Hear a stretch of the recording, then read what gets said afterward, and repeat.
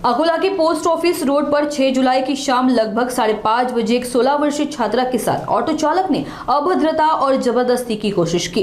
पीड़िता ने तुरंत प्रतिकार किया, लेकिन आरोपी ने उसके हाथ और पैर पर दांत से प्रहार किया। बहादुर छात्रा भागकर सिविल लाइन थाने पहुंची और घटना की शिकायत दर्ज कराई।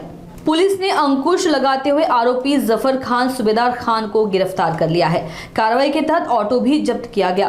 ऊपर नीचे चल रही जांच में धारा 74, 118(1), 137(2) BN एवं धारा 8 पोक्सो के तहत मामला दर्ज है। इस घटना ने अलग अलग शहरों और गाँवों से पढ़ने आए छात्र छात्राओं में गहरी बेचैनी फैला दी है। हाल ही में खंडनी हमलों और एक छात्रा की आत्महत्या जैसी घटनाओं ने शहर को असुरक्षित बना दिया है। विद्यार्थी और अभिभावक सुरक्षा की कड़ी मांग कर रहे हैं।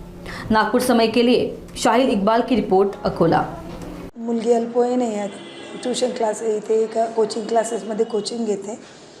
ती तिच्या आईवडिलांकडून गावाहून आली, बसस्टँडवर 4 वाजता उतरली आहे आणि उतरल्यानंतर पाऊस खूप असल्यामुळे तिने रिक्षा शोधल्यानंतर एका रिक्षावाल्याला त्या रिक्षात बसली ती विचारून, आणि रिक्षावाला जो यातला आरोपी रिक्षावाला आहे त्याने ती पहिले सरळ रिक्षा नेली आहे। नंतर तिचं म्हणणं आहे की असं निर्जन जिथे पाऊसही भरपूर होता, लोक कोणी नव्हते, तिथे नेली आणि तिचा हात ताणून किंवा मिसबिहेव करून विनयभंग वगैरे केला। तिने घाबरून रिक्षामधून खाली उतरली ती जोरात, आणि नंतर ती रस्त्याने थोडी चालत येऊन दुसरी रिक्षा पकडून ती तिच्या क्लासेसकडे म्हणजे तिच्या राहण्याच्या ठिकाणाकडे गेली आणि त्याच्यानंतर तिच्या बरोबरीच्या सहकाऱ्यासोबत पोलीस स्टेशनला आली।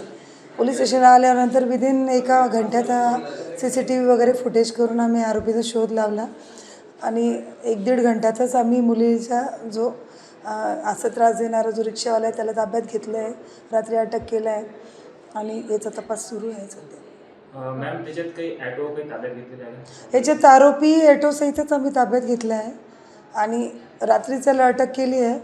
आता पुढील तपास सुरू आहे।